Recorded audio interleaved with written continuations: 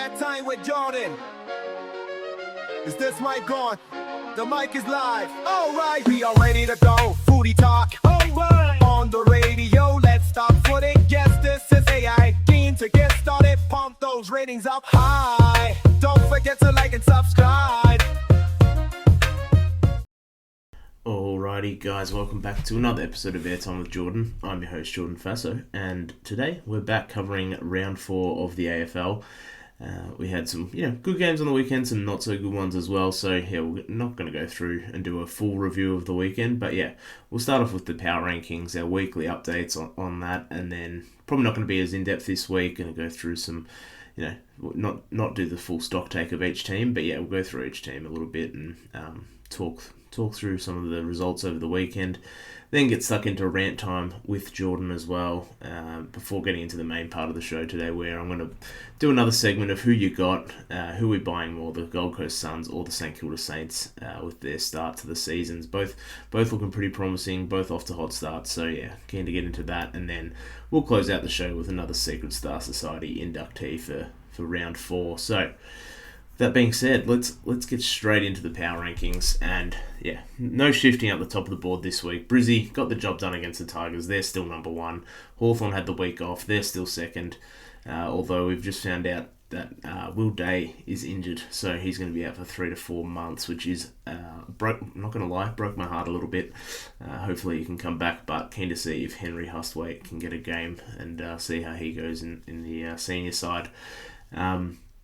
GWS still got ranked 3rd, no movement from them this week. Jesse Hogan back to his best already, leading the league in goals per game, and he had 9 kicks on the weekend and 9 goals, so pretty good return in terms of efficiency in front of goal and your disposal. So absolute star. All the best players look back to their best after it's not disappointing week against the Hawks the week earlier, but they look a lot better, and looking pretty formidable, I would say, the GWS Giants. Sydney, I've got 4th, no movement there either.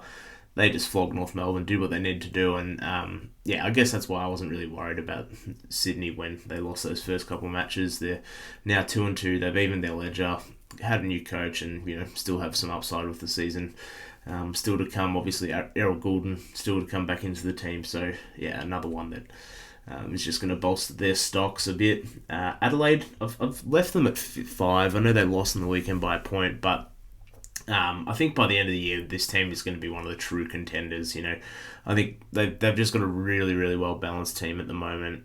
James Peatling is just an absolute star. I think that, he's deserves to be talked about a little bit more broadly. I think obviously people point to Jordan Dawson and Isaac Rankin, but James Peatling has added a lot to this team, and really liking what he's doing so far to start the year, and they just have a lot of dogs, don't they? And my boy Riley Philthorpe was probably the best player on the weekend across any game. He was unbelievable in that game against the Suns. So if I don't know, whenever you kick 5 goals and have that sort of impact, I think well deserved to be named the best player across the weekend. And then just generally seriously exciting stuff from them, and I think it's the most optimistic I've probably been on a team after they've lost this year, but I'm buying them even more than I was beforehand, so that's why I've left them at 5 even though they lost. Geelong, no shift for them either, I'm leaving them at 6. Nothing to see here. They just as I thought, people might have been starting to question them, they put up a pretty professional performance against the D's, and Dangerfield is aging super well for someone who has been as physical as he has over the journey, and he's definitely best on ground on the weekend, which is at his age is pretty crazy that he's still got that level to get to. 7, I've bumped Freo up a bit, and I'll do the old quote, just when I thought I was out, they pulled me back in, and I was a little bit hesitant on Freo after their start, but a really, really strong performance against a plucky Bulldogs team that we've seen in weeks, and I think sort of reminded me of why I was pretty high on them to start the season and had them in my top 4 calculations. But I hope they don't. I think I've heard that Sean Darcy is close to returning. I hope they don't play him because Luke Jackson is just so good as their number 1 ruck, and overall, I just love the shape of their list. They've got so many good key position players in Brennan Cox down back, obviously Alex Pearce too, but up forward, Josh Tracy is just an absolute beast. with his sidekick Jai Miss up there as well, and they've got a great fleet of small forwards. Obviously, the midfield speaks for itself, but Luke Ryan, having him back was absolutely instrumental. I thought he's so tough and just amazing by foot, and and my guy Matty Johnson looked great inside as well. And I guess like the only question I really have on them is I'm not 100% sold on Brayshaw and Sarong. I know that might sound stupid given that Sarong has been absolutely tearing it up the last 2 weeks, but I'm just not 100% sold on those two leading a premiership midfield. So if that's what we're sort of marking them against here as being a premiership contender, but we'll make those judgments when they get their full midfield back with Hayden Young to come back in the next couple of weeks, hopefully. So that's sort of why I've got Freo bumped up a spot, even though the team that I bumped down is Collingwood, who, probably is a little bit stiff to drop. So Collingwood are 8th in the power rankings at the moment. But I don't know. As I said, they're sort of stiff to drop, but at the same time, when they've played, they haven't exactly wowed me just yet. I think that, they had the Blues measure for the most part, obviously on what was it, Thursday night in the end. But I think Nick Dacos had a pretty tough night in the end, but was elite to start the third quarter and really got them rolling the second half and shifted that momentum in their favour. I think Darcy Cameron needs to be shouted out as well. He came up against a very, very hot Tom De Koning with his form, and I think that Darcy Cameron just needs to be looked at as an absolute top 3 ruckman in the competition at the moment, especially the way that Max Gawn is playing. So and how he's dropped off a little bit. So I would have to go through it, but there aren't many ruckmen playing better overall week to week than Darcy Cameron. So shout out to him. The Suns, they're still 9th for me. Great win at home. Again, without Charlie Ballard, they stood up, against big 3 key forwards that Adelaide have. So, I think the fact that they didn't have, probably their best key defender in the end. Well, he's out for the year, obviously, but they've got a real true test against the Adelaide forward line. I'm starting to come around on the Suns. I'm not all the way there yet, but we'll obviously dive into them in the main part of the show today. The Saints, I've got at 10th. They've bumped up another spot. I don't even know where they're going to end up, this team, but the top liners are playing amazing. I never really questioned their top end talent, but the rest of the group have really bought into their roles and just doing exactly what they need to. Like, you've got Zach Jones playing a really tough role for once, and I thought he'd probably be on the outs, but even players like him are really showing up, and they've got guys like Lance Collard seems to be breaking out a bit. Cooper Sharman's had a couple good weeks in a row now, and standing up forward. Jack Higgins doing Jack Higgins things, like being one of the most underrated small forwards in the competition. And I'll get into them a bit more as we go through the main part of the segment as well. So I'll leave those guys, but that's why they've sort of bumped up a spot. I think their top liners are just carrying them at the moment, and the rest of the group are really playing quite well as well in their roles. So that's all they need to do to get up to 10th in my power rankings at the moment. The Doggies, I've dropped to 11th. They've dropped down a spot for me this week. It's a tough trip over to Perth in the end. They need their guys back, I think. They need Bond, Law, and Johannesson and Cody Waitman. They're still missing those guys. So, a little bit injured at the moment, which isn't ideal. But they've weathered the storm pretty well up until this game, like a lot better than I would have thought so far. So, Freo were just too good against them, and I think we need to wait until they get their main guys back to see how they go against other teams.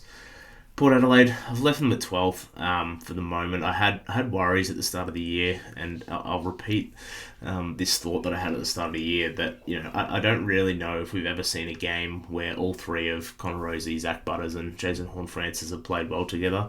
I know it's Zach Butters' first game for the year, so I can't complain too much about his form, but Rozee especially, and just the idea of those guys is a lot better than the reality, I think, at this point. And Jason Horne-Francis was probably the best player on the ground on the weekend, so I won't knock him too much. But the others were just very pedestrian against the Saints midfield that just was not. That just should not have had that level of dominance over them. And how does the best version of those 3 work together? I'm not really sure. But just as a little clip to Port Adelaide, I wonder how much Jason Horne-Francis will want to rethink which Adelaide team he chose to go to when he left North Melbourne. But anyway, moving on. Sorry, Port fans. Carlton, I've got it 13th. They still haven't moved for me. They haven't moved down this week anyway, and I'm still holding a bit of hope here, but, it's going to evaporate pretty quickly, I would have thought. Tom de Koning had a great start to the year, as we said, but he's been well beaten on the weekend by Darcy Cameron, as I said in the Collingwood segment. But they made a concerted effort in the first half to actually hit those 45 kicks, be a bit more aggressive with their ball movement, take the corridor more often. It looked pretty clunky. It worked out a few times, and they got some nice transition plays out of it from back half to forward half, but it all just comes back to them not having the kicking talent to execute that across the full game, because you saw it in the second half. Once Collingwood loaded up more in the corridor, they were forced to kick down the line more, where they only really had even Charlie Curnow, he's just not playing very well at the moment, is he, with all the focus on him without Harry. But yeah, they just became really stagnant, I thought, and that's sort of what's happened across the start of the season for the Blues. There's just no ability to move the ball at all. There's no ability to take ground with handballs and chaining them, and when they took away the corridor for them, those options, the Pies, they just absolutely destroyed the Blues. And Cripps had probably his worst game for the year. I think he's probably still carrying something from last week when he fell on his hip. He didn't play very well at all, really. So the clearance has sort of dried up between him and Tom de Koning, which is, didn't help when you're relying on those two, and they had pretty poor games in the end. And as I said, I'm going to hold on to a little bit of hope in case Harry Mackay comes back, and the idea is that he comes back and it spreads the attention up forward away from Charlie, so they can at least get a few more one-on-ones where they're not going to get absolutely demolished by the team defence coming over the top on them. But I think that the depth and kicking issues ultimately are going to hold them back from making any sort of chance at finals, and that's before I even acknowledge the fact that they're 0-4. So not great by the Blues. Don't know how low they're going to sink, but I'm still holding hope that they're going to end up somewhere in that 10 to 13 range, I think, which obviously below the pass mark for the year for the Blues, I think. But anyway, not as bad as some other people were thinking they are. Essendon had the week off. Keep them at 14. They're not moving up or down. North, pretty bad loss at 15. 15th in the power rankings. Pretty bad loss on the weekend against the Swans, and still in respectable loss territory, I hope, going forward. Obviously this one wasn't like that, but they're gonna have some weeks like this, obviously, but hopefully they have more respectable losses than 60-70 point losses this year. So that's the hope for them. Melbourne, they haven't moved for they're still 16th. It's the first time since 2012 that they're 0-4, which isn't great. Doesn't bode well for the D's this year, and they looked pretty poor. Like, they tried, but that Geelong were just too good down there, and I think you saw it with the body language of Petrarca at the end of the game. It's been a fair bit talked about how he acted at the end of the game, but they're losing the plot very quickly here, Melbourne, and that's looking like it was one of my better predictions of the year, is that they'd end up in the bottom four. So that's where I'm at with the D's. West Coast, another pretty bad performance against GWS. Haven't really got much to say on West Coast, unfortunately. And Richmond, put up a good fight. I think their young guys are playing pretty competitively, considering, and considering they don't really have much of a chance in many games they're going to play in. But I think for the most part, I'm liking what I'm seeing from the Tigers players. So keen to see a few of them played in the VFL on the weekend, some of their draft picks. So keen to see how they go once they get some time in the big league. So anyway, that's where we're at with the power rankings. So rant time with Jordan. Let's get into it. This week we have unfortunately tunneling on the agenda, and I don't know how we've allowed this to come back into the game. It was stamped out in the 2010s or even the 2000s. It was talked about as one of the most dangerous acts on the footy field, and that still rings true. And I think that Michael Christian, the MRO, is absolutely the victim of a lot of rants on my part. But I think I speak for everyone sort of when I say that if we want to stamp out the actions in the game, you actually need to suspend the actions, not the outcome. I think, if someone elects to bump or tunnel in a calculated way that is both reckless and avoidable, then they get suspended. that's an action we can identify. I still don't understand there's going to be some cases where it's going to be debatable, but I think we know at this point what is acceptable and what is not, and everyone knows the difference between what's intentional and accidental. So I think let's not suspend people based on results. We had the one a few weeks ago where Justin McInerney for the Swans concussed Brendan Starcevich, who was susceptible to a concussion, I think. So, I don't think you should be suspending based on that action. I will give credit to Michael Christian. The Dan Houston one over the weekend is a good example of this, of what you should be suspending. It's 2 weeks for a gross decision to bump. And it was deserved, and it was just lucky that Lockie Fogarty wasn't concussed in the end. So, yeah, and not for Dan Houston's sake. I'm saying just for his own head's sake. Let me clarify that. That's the whole point of this. So, that's the sort of action you want to suspend, and that was action based, not outcome based. And I respect Michael Christian for that one. But the issue is that you do that and you're not consistent. The Bailey Fritsch one was just as bad, if not worse. It was complete bullshit. He made a dirty play that could have ended in any sort of injury or career-ending injury for Tom Stewart. And yeah, I just can't believe that we need to restamp this one out of the game.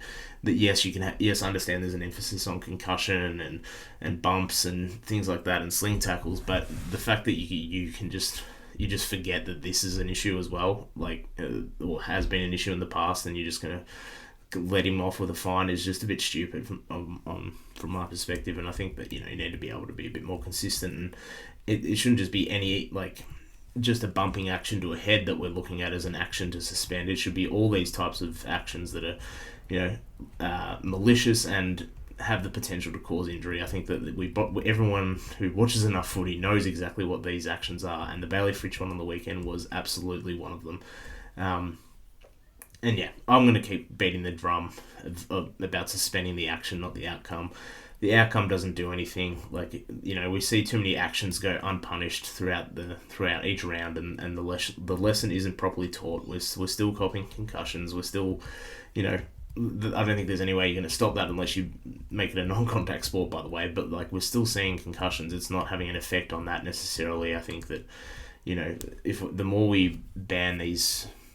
The more we ban these poor actions or punish these poor actions, then the better the game is going to be, because at least if you're getting a concussion from a complete accident, there's no one to blame. It's just an accident. Whereas if you're getting concussed or career-ending injuries or etc., I know that's obviously on the extreme end of it. But if you've seen that and someone had a role to play in that, where they made a clear decision that was going to affect you in a bad way, then I think you're just going to do what you can to absolutely suspend those people as we go forward. So that's my rant for the week. I guess let's get into a bit more of the footy, and who you got is the next segment, and who are we buying more stock in, the Gold Coast Suns or the Saints?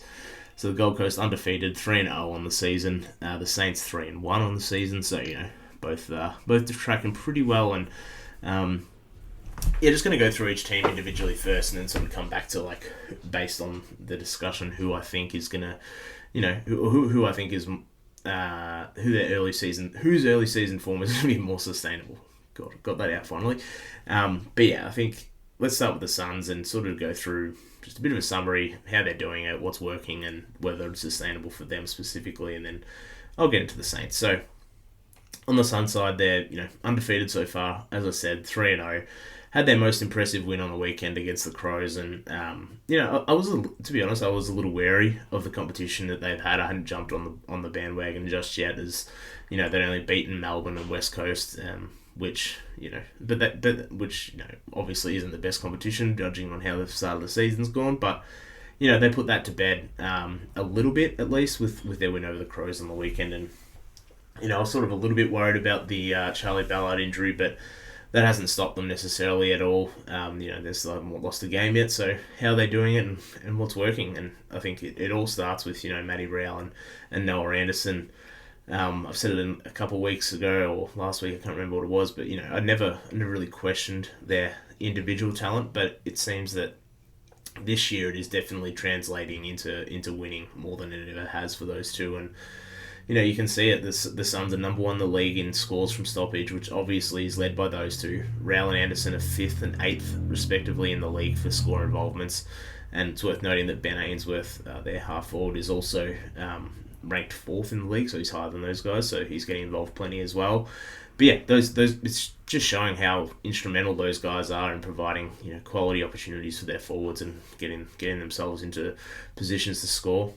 Jared Witts as well needs to be shouted out as well. He's the top ruckman in the league for win percentage, so hit outs per contest and number one for average hit outs to advantage in the league. So he's a big part of it as well. He's giving those dangerous mids the best service in the comp at the moment, which sets up the rest of their game. And I think as well, you look at some of the moves that they've made, or not even the moves, but just like the flexibility that they've sort of incorporate or integrated into their midfield group. Tuke Miller playing a bit more of a half forward role, and on the wing allows for the likes of Humphrey and Flanders to also have more time on the ball, as well as it gives them as I said, just flexibility in their lineups in general.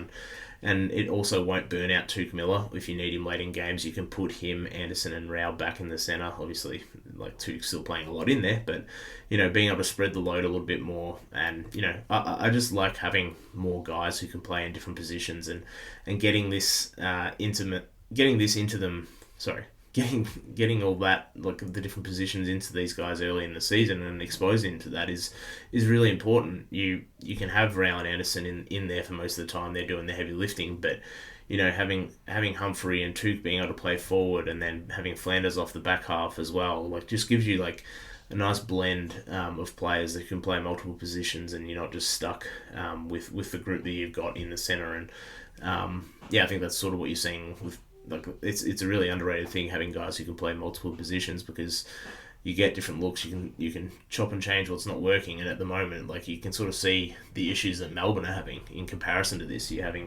You're stuck with playing Clayton Oliver in the midfield, who isn't that good at the moment, or isn't that effective at the moment. He's obviously racking up touches, but I don't think he's doing a lot with them. So you have guys like teams like that who don't have that flexibility to play multiple guys through there, or haven't chosen to at least, and have just stuck to their guns. Whereas the Suns, to their credit, are making an effort to have a nice blend of different players who can play in the midfield, can play off half forward, on the wing, half back. So it's a really important step, I think, and that's part of the reason that I think that they're starting to see a bit more fluidity and effectiveness in their ball movement. And that being said, as a team, they just aren't turning the ball over either. They're giving themselves more opportunities, and I think that's sort of like why it's working for them at the moment. Obviously, their forwards are playing quite well. Ben King is leading the Coleman as it stands. So I think there's a lot to be said for how well they're playing. And I guess the next question is it sustainable? So I think that the midfield dominance is definitely here to stay, and it'll end up being in the top handful on the year, probably in terms of midfield groups, barring any injuries to that. So I'm absolutely buying that so far.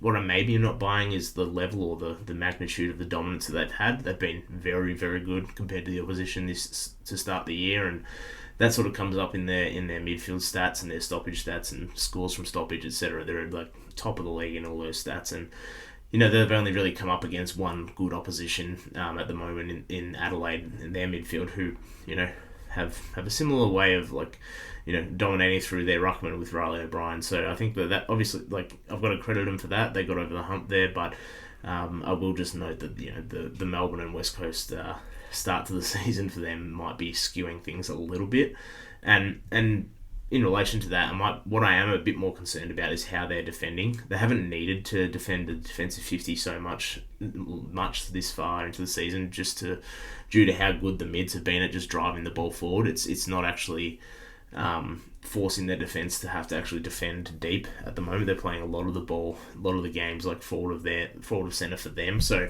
I don't think we've seen the potential implications of not having Charlie Ballard, and how that's going to impact them in full effect, when the game is going against them in the middle, for example. So going to be interesting to see when they face an opposition who really puts that on them more consistently. I think you saw that with the Crows on the weekend. So, just one thing to note, and they do have a little bit, and if that does happen, I believe that don't have the best, sort of size defense at the moment. They have, limited guys who are, I don't know, plus size, I guess, in that way.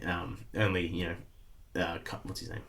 Sam Collins and Mac Andrew are the key defenders. So, you got the duo of Johnny Noble and Dan Rioli, who have been good, absolutely, but they haven't had to defend a whole lot just yet, and they're both very small guys. So, I trust Bodie Euland a lot as well, to be fair. So there is a chance that between him, Collins, and Mac Andrew, that they will be good enough and tough enough. But if things aren't going their way in the midfield as to the degree that has been so far, they're going to have a lot more pressure on them to defend at a higher level. So that'll be interesting to see when that happens.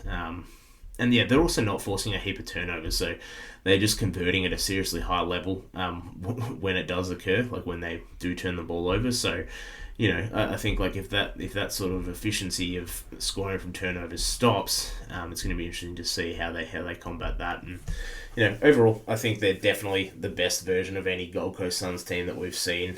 I think the mids probably come back to earth slightly, and the turnover game maybe slightly less potent as well. And it sort of remains to be seen, as I said, how the defense will go if those things happen. So but so far they haven't had to, and perhaps it won't be any different, and they'll just keep dominating those areas, and this is all a moot point. So anyway, sort of what my thinkings are on the Suns at the moment.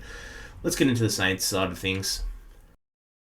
So just an awesome start to the year for the Saints. Obviously they had their initial demolition at the hands of the Crows as well over in Adelaide Oval. But, they've beaten Geelong, they've beaten Richmond, and they've beaten Portal in successive weeks. So, and interestingly, they're going to have played more games in Adelaide, or just the same amount of games in Adelaide as Port and Adelaide have at the end of this round, at the end of gather round. So, not an easy fixture in terms of scheduling either to start the year. So, shout out to the Saints for getting through that. But, how are they doing it? How have they won 3 on the trot? And it's mainly from their scoring. Like, they're scoring mainly from their forward half, which has been really good. Their defense pushes up and squeezes the ground for opposition teams to be able to exit the defensive 50. And you're coupling that with the fact that they have really good inside 50 pressure as well. They're fifth in the league for tackles inside 50, and that sort of results in the fact that the Saints are third in scores from forward half. So they're pressing up and making opponents turn over the ball or just winning it themselves. And in terms of winning it themselves, they're really hard to get momentum against around the ground. As they're third in the league at the moment for stoppage clearances. So, that's something that Rowan Marshall has probably been one of the best ruckmen at in the competition for a long time now, grabbing out of the ruck and booting it down. So he's definitely a better stoppage ruckman than he is centre bounce ruckman. That's plays to his strength with his mobility and stuff like that, and his strength. So you couple him, who's one of the best ruck at it, with Jack McRae, who's just been on fire to start the year. He's leading the competition in stoppage clearances and ground ball gets, which is just...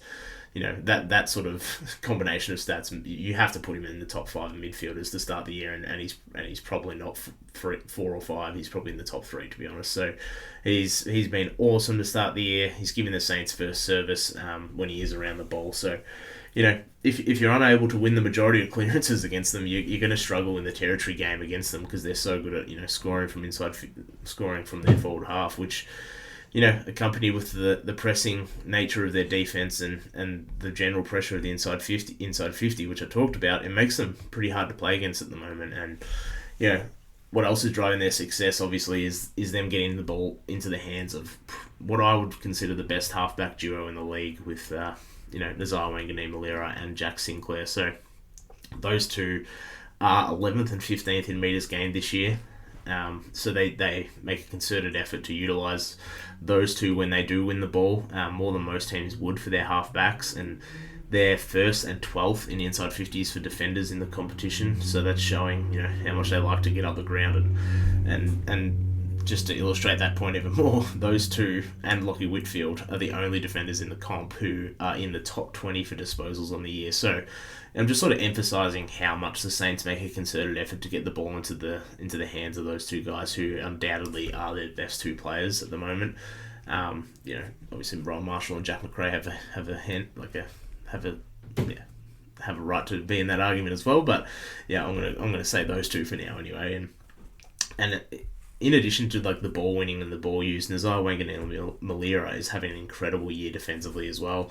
He's 14th in the league for intercept possessions as a half-backer, which is just incredible because everyone else that's above him on that list is a key defender. So, that sort of shows how important he is to this team. And, he's a true two-way player. And at half-back, I don't think we've seen many half-backers who have had that sort of influence in a long time. Well, not a long time, but, I think that there aren't many who have that level of influence in intercepting the ball. And that's pretty crazy that he's, 14th in the league in intercept possessions at the moment. So, in addition to those two absolutely dominating, they're getting contributions from other players.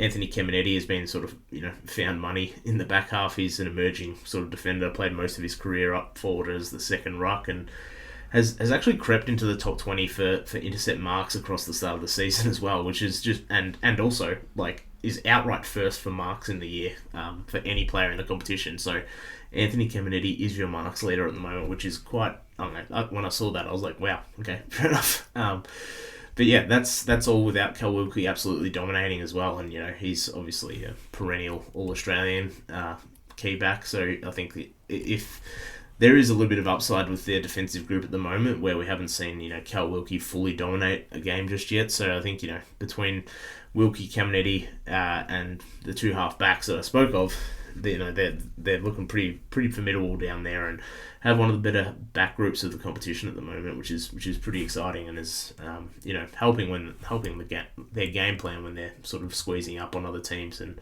making it really hard to get through them at the moment. So is it sustainable? Is all that sustainable? Are all those players and the level they're playing at sustainable? So I'll say sustainable one more time for you. But they've only had Jack Steele for one game, which I think means that their midfield prowess, that Jack Macrae is sort of, he's on a tear at the moment, but, I think the midfield prowess may actually hold a little bit when he gets a running mate in there. I don't expect Jack Macrae maybe to play at this level all year, but, if Jack Steele, who's no slouch himself, comes back, that makes, the clearance game a little bit easier for Jack Macrae as well, so he doesn't have to do absolutely everything. So what he's doing, maybe not at this level, may become more sustainable at a slightly lower level. So, the defense as well, has room to improve, as I sort of said. So as Cal Wilkie gets his intercept game going and builds a bit of chemistry with Anthony Kemenetti, who has looked pretty good early on, their defense has another level to go to potentially. So yeah, that's I don't know. I think that so far their defense looks sustainable to me. I think as I said, the midfield maybe drops a little bit, but Jack Steele has only played one game, so there's also the chance that he is able to bounce back as well. So I know he's played 2 games. Sorry, I know, is it one? I don't know. Anyway, I'll check that. But the duo of Nazar Wanganeen-Malira and Jack Sinclair is just going to be huge for them, because if either of those two drop off from where they are, then it makes it a lot harder to reach this level, I think, which is sort of why, I'm thinking it's sort of, obviously I'm getting to the point that it hinges on them quite a bit at the moment, and they're so creative for the Saints in general, and they accumulate so much of the ball and everything sort of goes through them. So I think that there's a chance that they're going to get tagged out of games going forward, and the Saints may lose a lot of what has made them a great story to start the year. They're losing that drive off half back from one of those guys or two of those guys. So maybe they are able to exploit that, and if like a defensive forward goes to one of them, maybe there's another way that they can impact that and start them in the middle like Geelong did last year with Tom Stewart, and move them back after that, or switch the magnets around a little bit with shuffling through the midfield or on the wing or something. But I would definitely expect GWS to put some work into those guys this week, and of all teams, I think that they're going to know how important dynamic half-backers are with Lockie Whitfield, who's probably those three are probably the 3 best in the comp right now at it. So I don't know which order I'd have them in, but I think that GWS will be very conscious of that fact, and I'd probably expect a Toby Bedford or a Xavier O'Halloran to go to one or both of Wanganeen-Malira and Jack Sinclair on the weekend. So I think let's get into who would I take on, who you got out of those two teams, and what's more sustainable at the moment. And I think that the fact that Gold Coast is sort of doing more of their damage at the source, at stoppages, and have that sort of high-end upside, I think that they're dictating games around the ball a bit more than the Saints are. The Saints are obviously doing very well through Jack McRae, but having Anderson and Rao both dominating as well as Witts in the ruck, I think it's probably more sustainable from the Gold Coast side of things, as that's where they're starting. That's where they're sort of getting their mojo going, and I think on the Saints side, it's probably easier to tag out one of Nas or Jack Sinclair than it is to tag or remove the influence of Matt Rowell and Noah Anderson, who are the driving forces of each club respectively. But I'm not sure. As I said, I'm not 100% sure Jack McRae keeps his level up for the full season, but who knows? Maybe the Saints halfbacks just keep dominating, and Jack McRae does as well. And I acknowledge that possibility, but I do think it's less likely than the Suns and what they're doing at the moment, which is why I'm buying the Suns more than the Saints at this point in the season. So, yeah, that's who I've got. I think both teams obviously off to great starts, and not sure whether they're necessarily finals bound. I think the Suns should definitely be challenging for it. The Saints, I feel like, might have a bit more of a ceiling on them, but as I said, we'll see how everything plays out as the season goes on. Alrighty, and it is time for the Round 4 Secret Star Society inductee, and this round we're continuing with the Gold Coast Suns theme from today's podcast, and it is Will Graham. He is our Secret Star Society inductee, and yeah, as I said, keeping with the Suns theme, been really impressed with his start to the year. 186 centimetre forward, plays across half forward, and no surprise to the listeners, he has the ability to play in at centre bounces as well.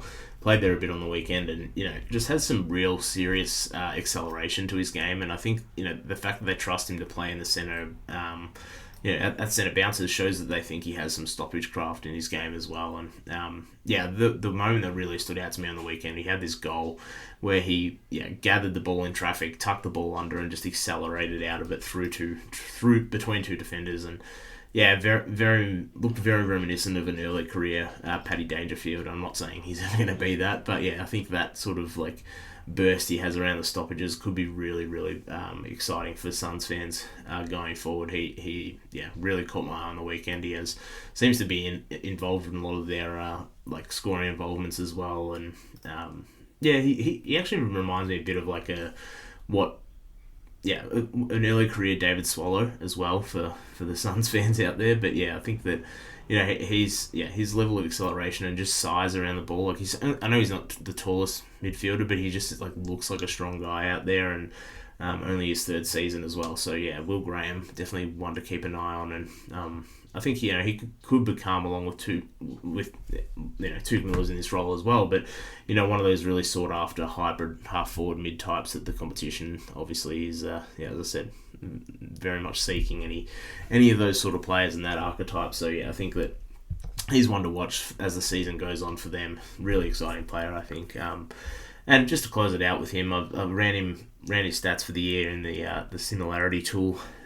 So for those of you who aren't aware, I've got this this little function that is going to spit out the players that have the most similar statistical profile to the player that you put in. And so far this year, Will Graham's come out closest to Brad Close, Tuke Miller, Riley Thilthorpe, interestingly, Charlie Curnow, again, another weird one, and Lance Collard. So obviously a group of players that play forward of the ball, and a lot of it is probably score involvements and things like that. So he's had a very, very interesting start to the year, and I think one to keep watching as the Suns keep playing. Some more, I'm keen to see how he plays against some stronger opponents going forward. So one to keep an eye on. Thanks for listening, guys. We'll be back next week.